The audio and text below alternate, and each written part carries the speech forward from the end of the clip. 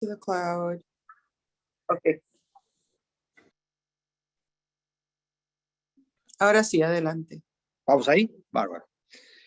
Entonces, les hacía esta comparación, ¿sí?, entre el alcohólico y un niño, ¿sí? En el sentido de que lo que uno puede observar muchas veces en la enfermedad, que dentro de una persona adulta se encuentra encerrado un niño, ¿sí?, que es inmaduro, que no sabe lo que quiere, que no acepta los límites, es un niño. Entonces, claro, uno lo ve como un adulto, pero actúa como un niño. Entonces, si actúa como un niño, estamos en un problema, porque o hacemos crecer al niño y logramos que haya, digamos, como una síntesis entre el adulto y el niño, o estamos frente a un problema fenomenal, y es un adulto funcionando como un niño, con todas las dificultades que eso genera, ¿no? Con los mecanismos de soberbia, con los mecanismos de omnipotencia, con los mecanismos de falta de límite. Yo atendía a un médico, que una vez, alcohólico, que una vez estaba en su country, en donde vivía, y le gustaba podar los árboles. Entonces, se subió a un árbol, se cayó, y no tuvo mejor idea, lo trataron de asistir, dijo no. Él era dueño de una clínica, entonces se subió a su coche, manejó 40 kilómetros y llegó a su clínica. Entonces a un empleado de él le dijo que le haga una radiografía de tórax, ¿no? Cuando la persona ve la radiografía de tórax, que después yo la veo, tenía 12 costillas quebradas y un neumotórax. Cuando le cuentan la costilla número 12, dice, no, está bien, no me cuentes más, ya está. Ahora, cuando uno se pregunta, otro concepto para agregar, que es el concepto de generar una realidad paralela o una realidad alternativa, ¿sí?, es cómo esa persona manejó 40 kilómetros, cómo llegó a una clínica, cómo no chocó en el camino, cómo no es un desastre. Acá uno ve que hay un manejo de la realidad totalmente a una persona con otras características, sin esta patología. Una persona normal, ¿qué hace? Llama una ambulancia, viene la ambulancia, lo ve un médico, ¿no? Esta persona es una cosa totalmente alejada de la realidad. Es decir, no sabemos cómo llegó. Después de eso, se contrató una cama ortopédica y estuvo 30 días en una cama. Y no quiso que él era médico y no quiso que lo viera ningún médico. Algo realmente llamativo. Después de esto empieza el análisis, ¿no? Entonces, imagínense cómo funcionan estas estructuras. El DSM-5, que es un manual de psiquiatría estándar, denomina al alcoholismo como trastorno narcisista de la personalidad, ¿no? Es decir, en general se pensaría que es un trastorno narcisista. Ahora bien, esto que por ahí es una cuestión técnica que no viene al caso desarrollar lo que es un trastorno narcisista, lo que sí podemos pensar es que el alcohólico termina armando un personaje. Arma un personaje que es el personaje con el cual él vive, ¿sí? Él se comunica con el mundo a través de un personaje. Ahora, ¿cuál es el problema? Ahí no está la persona, no está él. No hay un sujeto, no hay un sujeto que desee. Es como un ente que se maneja sin estar conectado consigo mismo. Se maneja a través de una sustancia. Entonces, una de las cosas que uno intenta hacer en estas patologías es cómo rescatar cómo traer a la persona y sacarla al personaje. Y cuando uno trae a la persona, ¿con qué se encuentra? Con una persona que está angustiada, traumatizada, después vamos a ver por qué, traumatizada, con múltiples situaciones difíciles que ha vivido en su vida. Detrás de ese personaje, que algunos de ustedes habrán escuchado las etapas del alcoholismo, el mono, el león, ¿no? Por todas las etapas que va pasando, ¿no? Entonces, detrás de todo eso que asusta tanto, uno se encuentra con una persona totalmente devastada, con una persona con una falta de confianza absoluta, con una persona que está atravesada por algo que lo vamos a llamar la pulsión de muerte. Hay una tendencia a la destructividad. Algunos autores lo llaman pulsión necrofílica, llevándolo a un extremo bastante importante. Es decir, hay una cuestión de, en un punto, querer morirse, todo el tiempo. Cuando uno escucha y escucha, ¿no? Hay algo ahí del orden de lo mortífero, ¿no? Del orden del dolor insoportable, que no se puede tramitar. Dicen, bueno, yo no puedo más, doctor, yo no quiero vivir más. Uno lo escucha todo el tiempo eso, ¿no? Después les podría dar un ejemplo muy interesante. Se lo voy a dar ahora, pues después lo vamos a usar para otra cosa. Les voy a dar un ejemplo de, en la vida cotidiana y normal, de qué es la pulsión de muerte y qué es la pulsión de vida. Vamos a pensar un ejemplo. Supongamos que compramos un terreno baldío, ¿sí? ¿Qué hay en un terreno baldío? Pastos, yuyos, ratas, etc. ¿Sí? ¿Qué significa esto? Que la legalidad de ese terreno es que sea eso, ¿correcto? Ahora, si nosotros decidimos ese terreno transformarlo en un vergel, es decir, compramos una cortadora de césped, le ponemos flores, le ponemos árboles, armamos un sistema de riego, ¿sí? ¿Qué vamos haciendo? Vamos armando un sistema de mayor complejidad, mucho más lindo, mucho más atractivo, pero con una cuestión de trabajo, ¿sí? Vamos a trabajar para generar eso en otra cosa. Eso que es un terreno baldío lo transformamos en una cosa espectacular. ¿Eso qué implica? Esfuerzo de trabajo, ¿sí? Supongamos que lo dejamos espectacular. Elegimos las flores, los colores, orientamos por ejemplo, los árboles para que les dé el sol, etcétera, etcétera, etcétera, etcétera.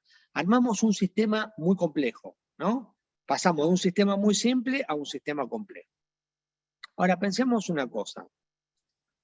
En un momento decimos, bueno, nos vamos 2 años de vacaciones y no hacemos más nada en ese lugar. ¿Qué es lo que va a pasar? Ese lugar va a volver a su legalidad normal, que ¿cuál es? Ser un terreno baldío. Las flores se van a secar, los árboles se van a secar, las plantas que estaban orientadas de alguna manera en relación al sol, nada va a funcionar. ¿Qué significa? Que la vida implica un trabajo, ¿sí? Sí, un camino progrediente, hacer cosas para estar bien. Pongamos otro ejemplo. Pensémoslo así. ¿Cuál es la pulsión de muerte de un avión? Interesante, ¿no? Y se los digo fácil, la pulsión de muerte de un avión, ¿cuál es? La fuerza de gravedad. ¿Por qué? Porque un avión vuela en función de que tiene los motores. Los motores serían la pulsión de vida, que es lo que hace que el avión vuele, más las alas, etcétera, etcétera. Ahora, si el motor se apaga, ¿qué pasa con el avión? Se cae. ¿Cuál es la pulsión de muerte del avión? La fuerza de gravedad, ¿no? Después vamos a ver cuál es la pulsión de muerte del alcohólico, ¿sí? Y vamos a pensarla desde el déficit en la estructuración de su aparato psíquico ligada a la confianza básica. Después lo vamos a ver eso. Ahora bien, con respecto a lo que es la enfermedad del alcoholismo, para hacerlo hiper recontra sintético, viene por acá, digamos, ¿no? Vimos como las características generales. Una persona con un vacío enorme, que necesita calmarse, que la forma que encuentra para calmar su dolor es a través del alcohol, que eso lo tranquiliza. Vimos las funciones del alcohol, vimos al personaje que arma, no vimos cómo se vincula con toda la familia, que es mal, cómo se puede vincular sino mal, no hay otra opción, ¿sí? Ahora bien, acá nos podemos preguntar, esta persona que a mí me hace tanto daño, que se enoja conmigo, que maltrata a mis hijos, que hace todo lo que hace un alcohólico, ¿es una persona que está dañada? ¿Es una persona que tiene experiencias infantiles penosas? ¿Es una persona? Bueno, vayan sacando sus conclusiones, ¿sí? Evidentemente que esa persona viene con un estado de traumatismo y de malestar fenomenal y de dolor fenomenal, que habrá que ver en cada historia cómo esto se construyó. Después podemos hacer una historia para pensar cómo se construye esto, ¿sí? Brevemente se las voy a hacer. Entonces, acá ya empezamos a ver ese dolor original que está en estas personas. Ahora bien, ese dolor original, ese alcohólico que se casó con una mujer o al revés, no importa, mujer, hombre, indistinto. La mujer que se relaciona con este señor o con esta señora, ¿es una mujer que puede estar muy bien? ¿Es una mujer que anímicamente está bien, que no tiene ningún dolor de su infancia, que no tiene ninguna experiencia penosa? Entonces se va a relacionar con este señor que es un alcohólico para que la maltrate, la denoste, porque se siente bien. ¿O esta otra persona también viene con muchos dolores, con muchas angustias y con mucho traumatismo de la infancia? Es lo que hoy ustedes conocen como codependencia. La codependencia es aquella persona que en vez de elegir como objeto al alcohol, elige a un otro del cual ocuparse todo el tiempo y donde lo primero que le pasa es perderse a sí misma. Ahora, este perderse a sí misma tiene que ver con que esa persona no viene muy herida o son dos personas heridas que se juntan para de alguna manera repetir una y otra vez lo que les pasa.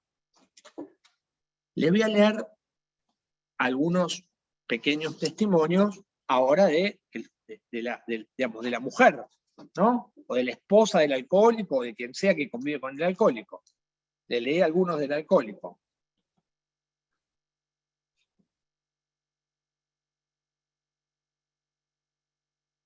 Un muchacho que me dice, era el cuidador de mi familia, Agustín. Por muchos años me dediqué a que todos en mi familia estuvieran contentos. Me ocupaba de las borracheras de mi papá y de la falta de sano juicio de mi mamá.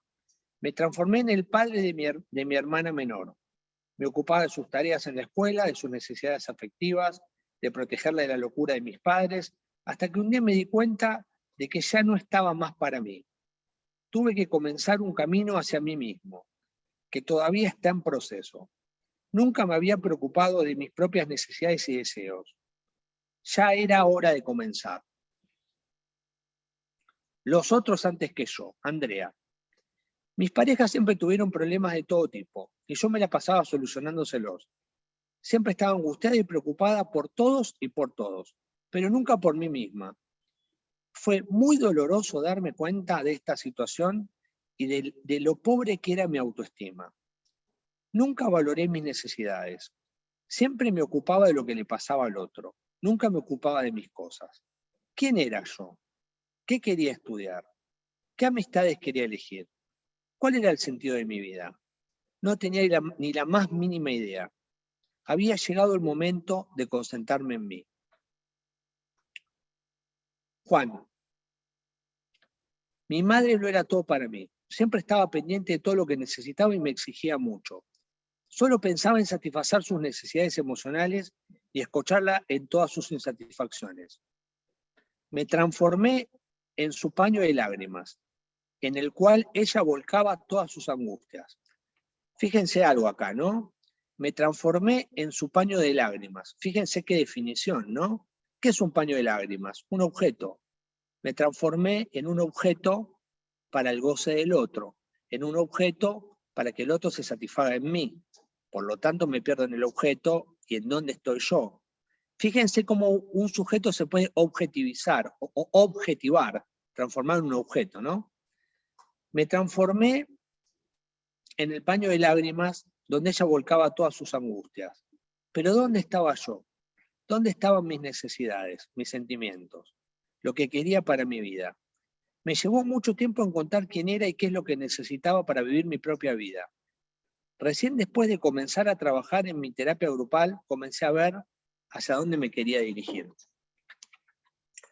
A ver, estos testimonios son testimonios, como vemos, de seres humanos de carne y hueso, ¿sí?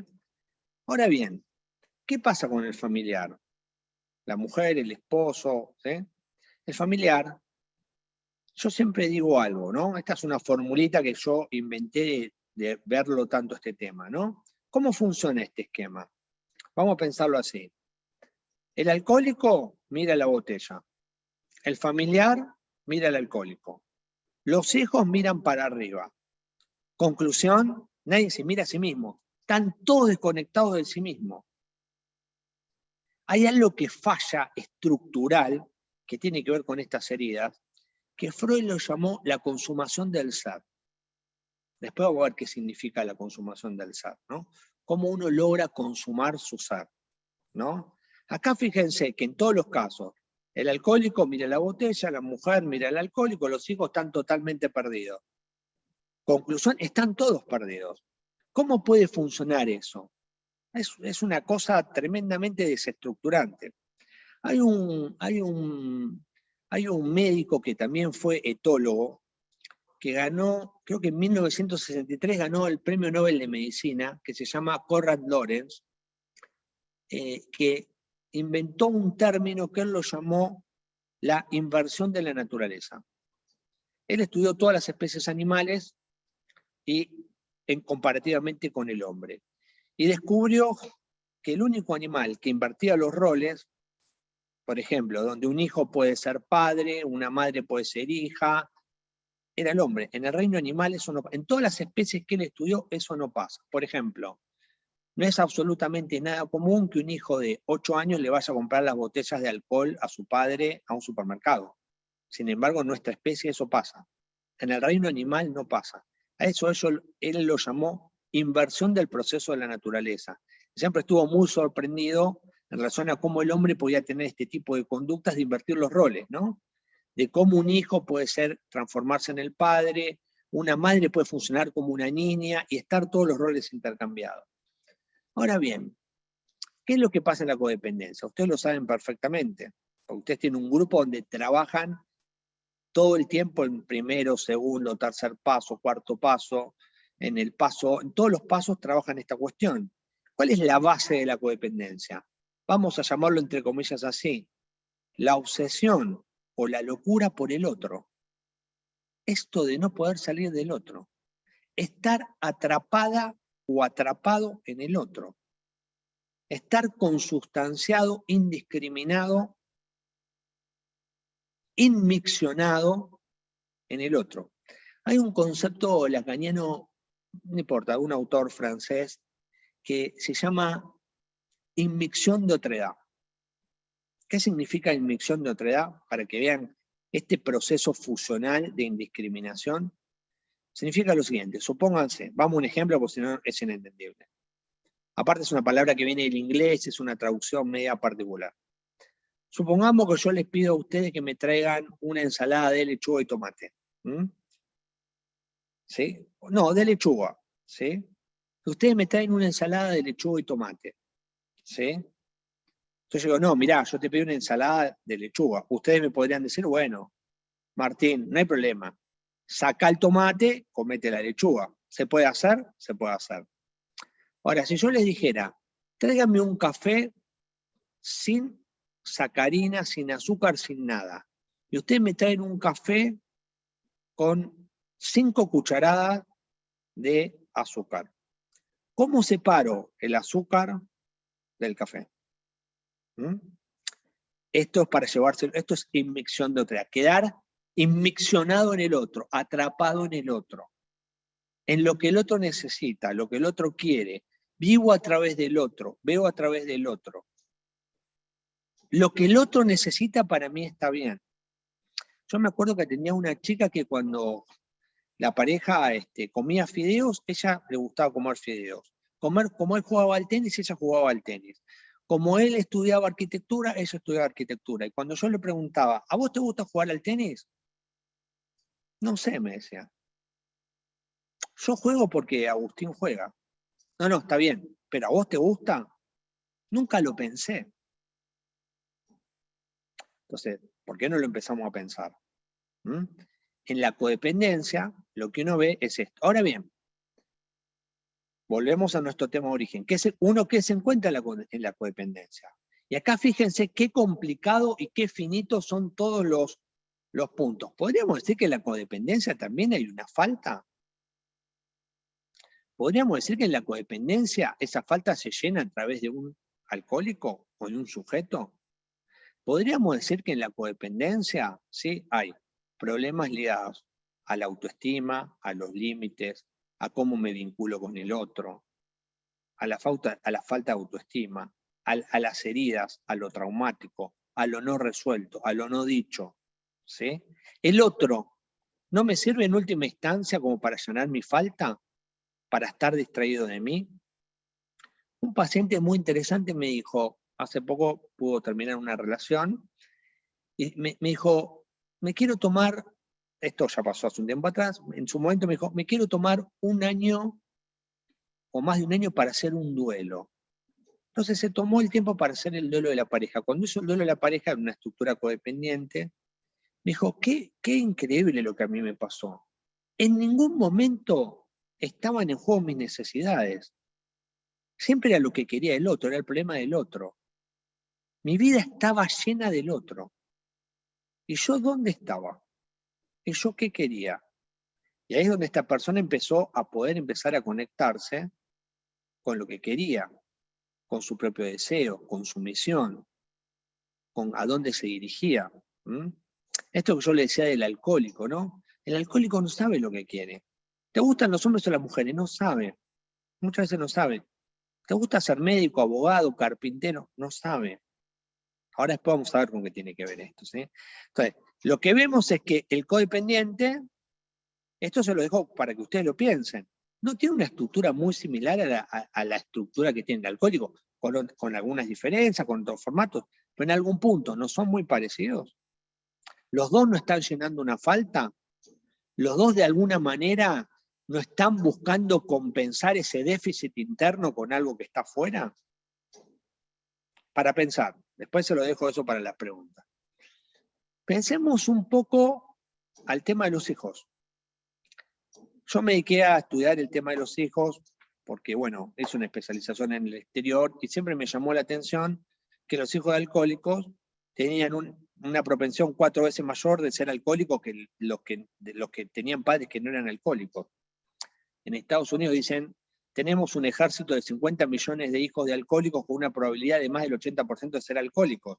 Por lo tanto, a nosotros ya no nos preocupa tanto el alcohólico, sino nos preocupa que si esto sigue así, todos van a terminar siendo adictos. ¿Mm?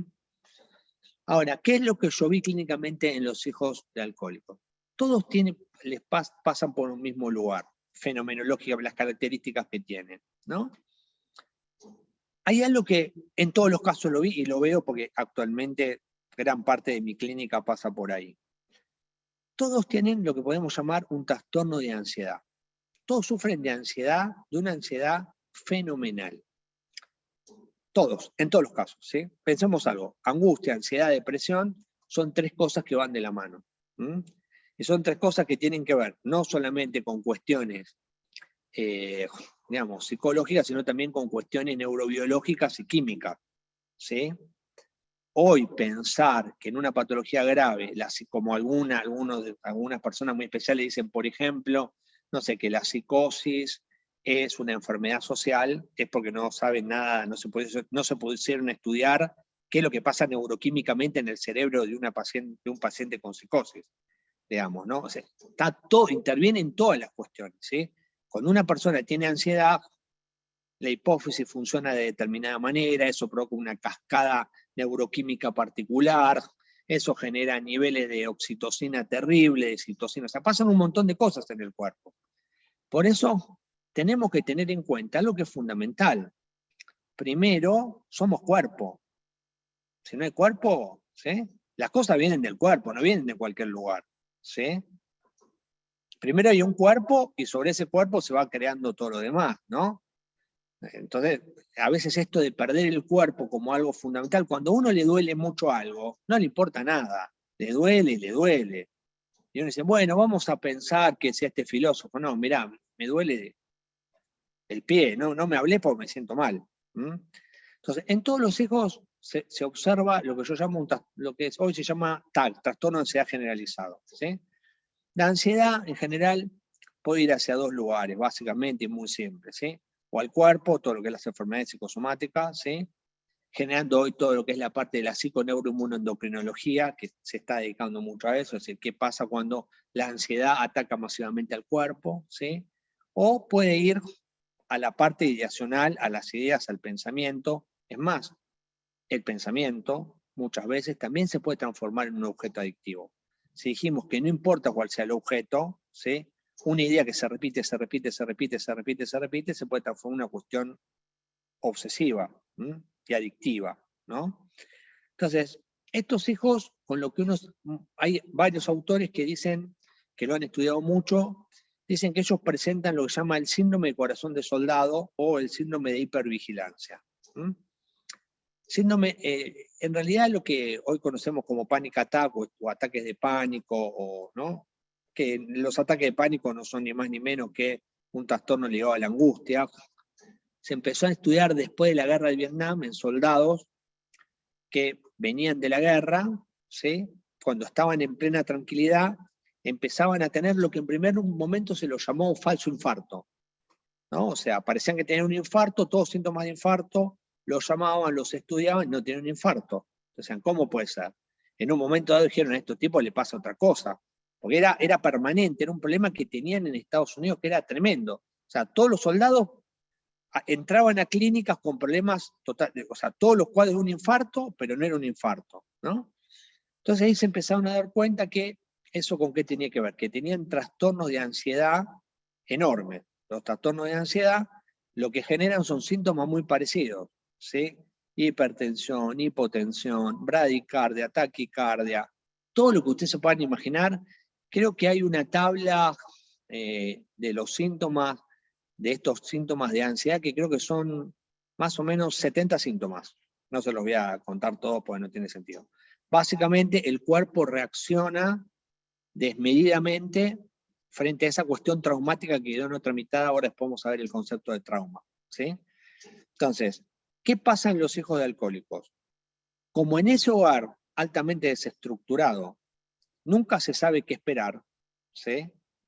Porque a veces el padre viene bien, viene mal, se pelean, hay peleas todo el tiempo, hay cuestiones de todo tipo, de abusos. Algo que no se habla en este tema, no sé por qué, es que donde hay alcoholismo generalmente hay abuso sexual. Yo no entiendo por qué nadie habla de abuso sexual, ¿sí?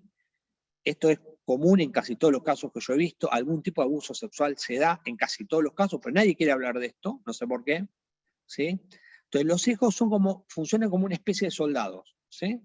Por eso se lo llama síndrome de corazón de soldado y síndrome de hipervigilancia. Siempre está en un estado de atención constante, permanente y crónico, donde nunca están tranquilos. Por eso tienen problemas con el sueño, tienen problemas gastrointestinales, tienen problemas de todo tipo, porque están en un estado de alerta constante. Es decir, se extrapoló el síndrome de corazón de soldado a los hijos hoy en el mundo, en donde se estudia esto, que no es en grandes lugares tampoco, se los estudia como si fueran soldados, como si fuera una neurosis traumática. Ahora bien, ¿qué es lo que yo veo afectado en los hijos? ¿Sí? Capacidad de amar y ser amados, la capacidad vocacional laboral, todo el tiempo. Yo tenía una paciente que estudiaba, era tan inteligente, pero estaba tan afectada, que estudiaba 4 carreras al mismo tiempo.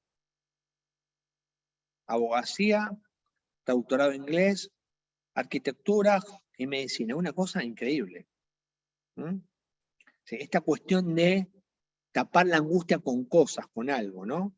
Entonces, enormes dificultades en la capacidad de amar y ser amado, dificultades en la capacidad vocacional, laboral, económica, dificultades en el trabajo, ¿sí? Freud decía algo muy interesante, decía que la salud tenía que ver con la capacidad de amar y trabajar.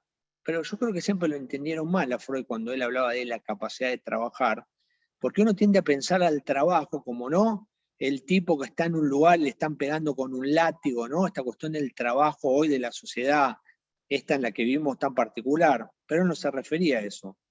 Cuando se refería a trabajo, se refería al trabajo en un sentido creativo, ¿no? El trabajo en el sentido de aquello que me hace feliz, de aquello que me llena, de aquello que a mí me hace, que estoy esperando el lunes para poder hacerlo porque realmente me hace bien. No en el trabajo de la sociedad capitalista actual que nosotros conocemos como, bueno, anda a trabajar, gana la plata, no te quejes. No, el trabajo en un sentido creativo. Ahora bien, pensemos una cosa. Vamos a pensar un segundo el concepto de trauma. Simple, cortito, fácil. Otra cosa. En todas estas cuestiones que yo les voy contando, ¿sí? Hay una dificultad, una incapacidad, una dificultad para elaborar los duelos, para conectarse con el dolor. Es decir, estos objetos que tapan tienen que ver con no querer hacer duelos, con no querer elaborar procesos, con no querer hacer estas cuestiones, ¿sí? ¿Por qué? Porque hay mucho dolor y porque no hay capacidad para conectarse con eso, ¿sí? Entonces es muy importante tener en cuenta esto de lo importante que es hacer un proceso, ¿no? Lo importante que es el tiempo, ¿no? Ahora vieron que le mandan un WhatsApp a alguien, no se lo contestó 5 minutos y uno ya lo mira mal, ¿no? Esta cuestión del tiempo, no del proceso, es fundamental. Pensemos un segundo el concepto de trauma transversalmente. ¿Qué es un trauma? Para que lo entendamos. Es todo aquello que el aparato psíquico no puede procesar, no puede elaborar, no encuentra ningún lugar en donde ubicarlo. Y tampoco le encuentra palabras para ponerle alguna palabra para identificar eso que le pasa. Entonces, ¿qué es lo que sucede? Eso, para hacerlo fácil, es como si dejara una energía libremente flotante que está todo el tiempo adentro de uno en el aparato psíquico, ¿sí? Y que lo único que genera es malestar y goce todo el tiempo. Por eso el trauma se repite para en algún momento solucionarlo, ¿sí? Les digo algo que es genial, ¿no? De cómo hoy la ciencia está pensando las cosas. Y de qué estamos hechos, ¿no? Si nosotros primero somos materia, siempre pensamos que nosotros estábamos hechos materia, ¿no? La física lo que fue haciendo fue buscar cuál era la menor unidad en la cual se podía llegar en la materia. Entonces vamos a un ejemplo fácil. Agarramos una piedra y la llevamos a su mínima expresión. Lo que primero se pensó que la mínima expresión de la piedra era un átomo, ¿sí? Después se dieron cuenta que en realidad no era un átomo, que había otras partículas subatómicas, o sea que el átomo se seguía subdividiendo, ¿sí? Protones, neutrones, ¿sí? Y ahora se sabe algo más, y acá agarrémonos, ¿no? A lo último que se llegó es que en la última subdivisión, después del átomo, de los subátomos, etc., ¿qué hay? Dos cosas, energía e información. O sea, ¿de qué estamos hechos? De energía e información. Entonces, ¿se acuerdan lo que les estaba diciendo antes, no? Energía libremente flotante. Si estamos hechos de energía e información, y esa energía e información no la logramos ubicar en ningún lugar, imagínense el nivel de lo que es un trauma de origen sexual, un trauma ligado al abandono, un trauma ligado a un accidente, un trauma ligado a la muerte de un hijo. Es decir, ¿cómo lo proceso? ¿Cómo le pongo palabras? ¿Cómo lo entiendo? ¿Cómo lo metabolizo? ¿Cómo lo perlaboro? ¿Cómo? Un trauma es aquello que no le encuentro la vuelta, que no le puedo poner un significante, que no logro cómo armarlo. Entonces, ¿qué hace el trauma? Se repite una y otra vez, con el objetivo de ver si en algún momento, ¿sí? Con el objetivo de ver si en algún momento eso se puede tramitar. Pero en realidad es una trampa, porque siempre se repite con el mismo esquema, y en ese esquema, digamos, se repite y no se resuelve, salvo que uno haga una intervención respecto a eso. ¿Se entiende? Si no se repite, uno dice, no, bueno, en un momento se va a cansar. No, no se cansa nunca. El eterno retorno del lugar. Se repite una y otra y otra y otra y otra, y la persona se siente mal siempre y elige alcohólicos siempre, salvo que busque una forma de resolverlo. Ahora bien, ¿cómo vamos? No sé de qué hora empecé. Bueno, vamos a ir cerrando con algunas cosas. Vamos a pensar ahora esto que yo digamos, el motivo de las heridas, ¿no? Que veníamos hablando de las heridas de la niñez, o esas cosas que a uno le pasan en la niñez que a uno lo determinan, ¿sí? ¿Qué podemos observar si vemos esto en un sentido macro? Pues si no es imposible pensarlo, ¿sí? ¿Qué vemos? Si pensamos al alcohólico, lo vemos muy dañado. Pensamos al codependiente, lo vemos muy dañado. El hijo, ni hablar. Porque ¿cuál es la diferencia entre el hijo y el codependiente? Es que el hijo no puede elegir al padre. Es el que le tocó. Un hombre que sale con una mujer alcohólica y dice no me gusta más, pum, se busca otra, se terminó. Ahora el hijo ese siempre va a ser el padre. ¿Sí? Entonces, su estructuración psíquica ya desde el vamos viene con esa cuestión. ¿Sí? Por eso yo los di en llamar paracodependientes o paradependientes. ¿Por qué? Porque es como si fueran parecidos a, pero que no son. ¿Sí? Parecidos al alcohólico, pero que no lo son, pero que muchas veces a su vez generan una adicción. ¿Se entiende? De ahí el término paracodependiente o paradependiente, digamos, ¿no? Porque obviamente por el fenómeno de identificación se identifican a ese padre o a esa madre, toman eso y después buscan la cuestión de separarse de eso. Ahora, pensemos algo, hacemos una cuestión central con respecto a esto de las heridas, ¿no? Después, si no lo entienden, se los explico, ¿no? Creo que esto, digamos, va a atravesar todo lo que yo vine hablando, ¿no? Vamos a pensarlo así, se me ocurre pensarlo así. Cuando uno llega a este mundo, un bebé, con lo primero que se encuentra, ¿sí? En el mejor, vamos a hablar en el mejor de los casos, ¿no? Siempre. Es con una mamá, ¿sí? Que esa mamá se va a brindar como un objeto de contención, de apoyo, de darle la teta, de acompañarlo. Esa mamá a su vez tiene una familia, esa mamá viene de una cultura, viene de un montón de cosas que le pasaron, pero se va a ofrecer para darle la teta a ese bebé, que en ese momento el bebé es un cacho de carne, digamos, ¿no? Cachorro, digamos, cachorro humano, un pedazo de carne, ¿no? No habla, no puede sostener la cabeza. Dentro de toda la escala animal, somos los más indefensos, ¿sí? Un cabrito a los 3 días camina solo. No sé si conocen el caso de las tortugas de mar. Hay tortugas de mar que tienen un nombre muy particular, que lo que hacen es, ponen los huevos en un lugar y después se van. Y esas, digamos, las crías, deben haber visto algún documental o algo, nunca se relacionan con sus padres o con sus madres, pero viven perfectamente. No tienen esta necesidad del otro, ¿sí? No están diciendo, uy, ¿dónde está mamá? Mamá me hizo. No, andan fenómeno. Ahora, este bebé que viene a este mundo, que se encuentra con esta mamá, vamos a suponer que esta mamá es una madre que está conectada, ¿sí? Lo primero que va a hacer, le va a ofrecer la teta y el bebé la va a tomar. Y traten de pensar esto, que por ahí no les es tan simple, es que en un primer momento no hay bebé y teta, porque el chico está armando su aparato psíquico, ¿sí?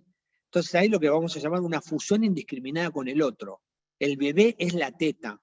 La madre le tiene que hacer creer a ese bebé, entre comillas le tiene que hacer creer, que él es la teta. Pues todavía no hay un bebé y una teta, o un bebé y un pezón. Hay una sola cosa, una mónada, ¿sí? Siempre en el mejor de los casos, ¿sí? Entonces, eso, si se da en el mejor de los casos, ¿sí? Que generalmente nunca pasa o pasa relativamente, si todo esto se diera bien, ahí se empieza a generar esa confianza básica. ¿Qué cuál es? Que en esa unión con el otro, esa mamá está presente. Y eso, el cachorro humano, ese cacho de carne que se va construyendo después en otras cosas, pues después viene el lenguaje, ¿sí? Si logra sentir esa confianza, si logra sentir esa conexión, si logra sentir esa sensación de que realmente es bienvenido a este mundo, por decirlo de alguna manera, ¿sí? Que obviamente eso después lo que va a implicar es un proceso de separación, ¿no? Primero viene la unión para después lentamente empezar un proceso de discriminación. Pero está estudiado que si esa cuestión de confianza se da en ese bebé, esa confianza básica, no importa si después cuando ese chico tiene 10 años o 20 años la mamá se murió o no, porque ya la tiene adentro, esa confianza.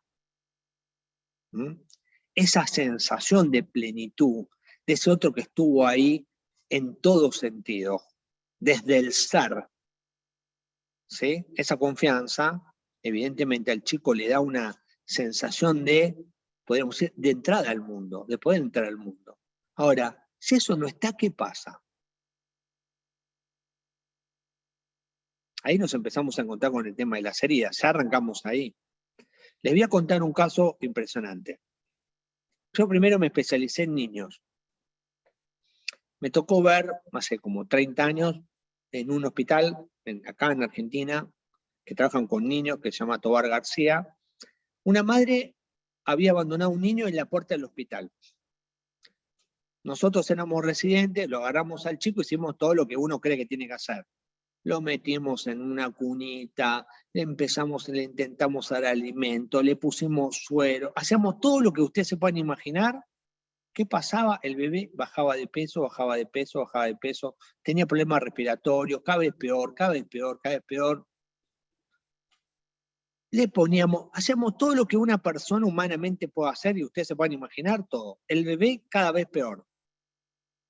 Cuando nos dimos cuenta que se iba a morir, porque no había forma dijimos, bueno, si este bebé lo abandonaron por acá, vamos a ver si encontramos a la madre. Éramos 5 residentes, salimos a buscar por el barrio, a preguntar si encontramos a la madre. Bueno, tuvimos tanta suerte, y aparte en estas cuestiones a veces, cuando se dan estas situaciones, la gente sabe, ¿no? Logramos dar con la madre. Toda la mujer muy angustiada nos cuenta que, bueno, que ella no lo podía tener, que, bueno, lo que le había pasado, que en parte estaba arrepentida, pero nosotros lo que le pedimos es que ella lo vaya a ver al bebé, que se acerque, que nos dé algo de ropa de ella, que lo mire, que esté... Bueno, ella accedió. Lo increíblemente, porque esto es así, lo increíblemente llamativo es que cuando la madre entró al lugar, nosotros estábamos mirando al bebé, los reflejos del bebé, la cara, el color, los ojos, empezó a funcionar de otra manera. Solamente con la presencia, la madre ni se había acercado. Cuando después la madre se acercó, le pusimos ropita de la madre, todo, el bebé inmediatamente empezó a alimentarse, empezó a subir de peso, empezó... ¿Qué me cuentan? Eso lo vi yo, no me lo contó nadie, no está en ningún libro, ¿sí? Ahora, si la mamá no estaba, esos son los que se llaman los casos de marasmo. Si la mamá no estaba, seguramente ese bebé se iba a morir. Porque ahí lo que faltaba era la construcción de esa confianza básica, de esa situación de que pase lo que pase, yo me voy a sentir que soy bien acogido en este mundo, de que vengo a este mundo y que soy bien recibido y que de alguna manera, digamos, voy a tener con qué enfrentarme a la vida, con qué poder crear en la vida. Ahora, si yo no tengo esa confianza, cuando mucha gente habla, bueno, la autoestima, ¿y qué es la autoestima? La autoestima es esa confianza. ¿Qué significa confianza? Con fe. Yo tenía un paciente que me decía, yo tengo mucha fe en que todo va a salir mal. Obviamente, tenía falta de fe. ¿Confianza qué? Con fe en que las cosas van a salir bien. Las heridas, de alguna manera, ya se empiezan a generar en ese lugar donde está o no está esa confianza, ¿sí? Después de esa confianza, ¿qué viene? Lentamente viene un proceso de separación de la madre, ¿no? Viene la cuestión de cómo ese bebé empieza a ser alojado en el mundo del lenguaje, ¿sí? Cómo se le empieza a hablar. Imagínense una madre que dice, mi hijo va a ser divino, se va a llamar así, se va a llamar así, va a ser un gran hombre. Todo eso al bebé lo va impregnando de palabras, de significantes, de cómo es pensado. ¿Mm? Ahora, supónganse al revés, una madre que dice, este chico, ¿para qué lo tuve? Qué maldición, me arruinó la vida. En realidad yo quería seguir mi carrera profesional. ¿Cómo lo va a afectar a ese bebé? ¿Cómo van a quedar esas palabras, ¿sí? en la interioridad de ese bebé? ¿Sí? Entonces, imagínense que estamos haciendo un recorte de algo que es infinito, ¿sí? Para entender de alguna manera cómo se pueden dar estas heridas de la infancia. ¿Mm?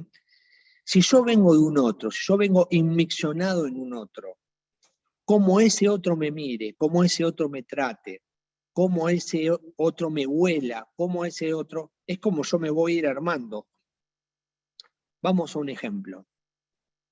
Supóngase un niño que ve, vamos a suponer, un terreno lodosal, ¿no? Donde, como si fuera una especie de arcilla, que ve a su padre caminar en forma de 8, ¿sí? El chico, ¿qué es lo que va a tender a hacer? Va a tender a imitar lo que hace el padre, ¿no? Entonces, supongamos que ese chico empieza a caminar en ese formato de 8, primero mal, se va a caer, más arriba, más abajo, más para un lado, más para el otro, pero supongamos que no pueda salir de la fijeza de seguir caminando en ese 8. ¿Qué va a empezar a pasar? Se va a empezar a enterrar en ese mismo pozo que le está haciendo hacia abajo, ¿sí? Entonces, cuando en un momento le pregunten, ¿Vos cómo ves al mundo? ¿Qué va a decir? Y veo barro, veo oscuro, no veo el cielo. ¿Pero por qué? Porque quedó fijado a ese movimiento del otro. ¿Mm? No pudo armar su propio movimiento, que por ahí no era un 8, o por ahí primero era un 8 y después era una S. Pero ese trayecto repetido infinitamente lo terminó de meter en un pozo. Y ahí se empiezan a armar la forma en cómo yo veo la realidad. Porque acá hay otra cuestión. Digamos, hoy el que quiere pensar, digamos, las cosas de un solo lugar viene equivocado. Hoy la cosa hay que pensarla de la medicina, de la física, del psicoanálisis, de todos lados. ¿Sí? La pregunta es, ¿existe la realidad en tanto tal o la realidad es una construcción que yo hago? Yo pongo dos personas en el mismo día en mi consultorio a mirar por la ventana, un día de lluvia. Una me va a decir, uy, una depresiva y una no. Una va a decir, uy, doctor, qué horror este día, qué ganas de llorar, qué feo, qué espantoso, qué mal me siento. Si hubiera sol, si esto fuera distinto. ¿Sí? La otra persona, el mismo día, a la misma hora, en el mismo instante, me dice, oh, doctor, qué bueno, está lloviendo, hoy me voy a preparar una rica comida, estoy pensando que voy a ver una serie, tengo que leer un libro, etcétera, etcétera, etcétera. ¿Cuál es la realidad ahí? ¿Es la realidad de la persona que me dice que está angustiada y se pone a llorar y está deprimida? ¿O es la realidad de la otra persona que dice que está bárbaro? ¿Hay una realidad real, podríamos decir? ¿O la realidad es una construcción que yo hago dentro mío? Y en realidad lo que busca el grupo, un tratamiento terapéutico, el psicoanálisis, ¿qué busca? Es cómo cambiar esa forma en que yo estoy estructurado internamente. ¿Cómo yo logro cambiar esas cosas que me dijo el otro que me dejaron en determinado lugar? Si yo tuve un padre que todo el tiempo me dijo que iba a ser un fracasado, probablemente yo voy a actuar ese fracaso. No me voy a sentir un tipo exitoso. Voy a quedar fijado a ese pensamiento, a esa fantasía, que obviamente es de estructura inconsciente. Pero voy a tener que hacer un trabajo para llevarla a la conciencia, darme cuenta, desconstruirla y poder construir una cosa nueva. Poder hacer algo creativo conmigo mismo, hacer algo creativo con mi vida. Entonces, ¿las heridas de dónde vienen? Y bueno, las heridas vienen de la infancia de uno, de las situaciones que le tocaron vivir. Donde hay alcoholismo, donde hay disfuncionalidad, donde hay destrato, donde hay maltrato. Y bueno, si yo vengo de una construcción en relación al otro y mi deseo es un deseo en relación al otro, y bueno, evidentemente ahí se empieza cómo empiezo a estar comprometido en mi vida. ¿No? Entonces, me parece que esto nos deja claro, por lo menos como una cuestión inicial, digamos, ¿no? De que en tanto y en cuanto estoy en un lugar o en un hogar con determinadas características, es donde yo me voy a co-crear con el otro. Yo vengo del otro. Sí, hay un caso muy famoso que no sé si lo conocen, que pasó en Estados Unidos. Encontraron dos bebés que se habían caído en un avión y que los habían creado un grupo de monos. Se los hago muy corto porque es largo el procedimiento. Lo primero que hicieron, como son los americanos, lo agarraron y lo llevaron a un laboratorio. Estos eran chicos ya que tendrían, se supone, unos 13, 14 años. Estaban llenos de pelo, tenían determinados rasgos muy parecidos a los monos. Lo primero que hicieron, ¿qué fue? Pelarlos, sacarle los pelos. ¿Qué fue lo primero que pasó? La temperatura de 36, 37 grados que tenían que tener, les bajó a una temperatura incompatible con la vida. ¿Por qué? Porque venían de un medio totalmente distinto. Bueno, le siguieron haciendo modificaciones hasta a tal punto para tratar de humanizarlos, para tratar de transformarlos en, digamos, seres humanos hablantes, que ¿qué pasó? Se murieron los dos. Caso muy famoso. ¿Qué significa esto? Que si yo vengo del otro y hay cosas de ahí que me dolieron, que me transmutaron, que me complejizaron, bueno, voy a tener que tratar de hacer algo con eso para transformarlo, para hacer un mecanismo nuevo, para darlo vuelta, para encontrarle otra óptica, para desestructurarlo y En la medida que pueda salir de ese sistema de fijeza, que dentro del psicoanálisis tiene palabras muy interesantes, ¿no? Que no se las voy a decir porque no es esa la idea, ¿no? De cómo sea esto en lo que los lacanianos llaman la estructura del fantasma, bueno, muchas cuestiones que no viene al caso, ¿sí? Vamos a pensarlo en forma simple, ¿no? Quedar fijado a esos modelos, ¿sí? El tema es cómo salgo de esos modelos, cómo curo las heridas, cómo las elaboro, cómo las proceso, cómo le puedo poner palabras, y cómo a partir de ahí empiezo a generar mi propio deseo, ir hacia adelante. Y entonces cuando me preguntan, ¿y a usted qué le gusta? Y yo toco el piano, por ejemplo. ¿No? A mí me encanta, en serio, me gusta tocar el piano, lo puedo decir, pero bueno, porque accedí a eso, ¿no? O no sé, me gusta el deporte, juego al golf, ¿no? Pero a veces es una persona que está muy mal, uno le pregunta, y dice, ¿y a usted qué le gusta? No sé, ¿no? Entonces, estas heridas son las que se repiten, son las que impiden ese proceso de desarrollo, y es sobre las que tenemos que trabajar. ¿Qué es lo que hace el grupo? El grupo trabaja sobre esto. ¿Qué es lo que hace la terapia? Trabaja sobre esto. Crear, elaborar modelos sanos de crecimiento y de desarrollo y poder encontrar el potencial que ese sujeto tiene para poder desarrollarlo. Mientras ese potencial no se puede desarrollar, queda fijado esa estructura primaria. Y en tanto en cuanto queda fijado esa estructura primaria, sigue siendo el 8. Y sigue viviendo un mundo oscuro, triste y lúgubre. Entonces, ¿cuál sería la idea de esta?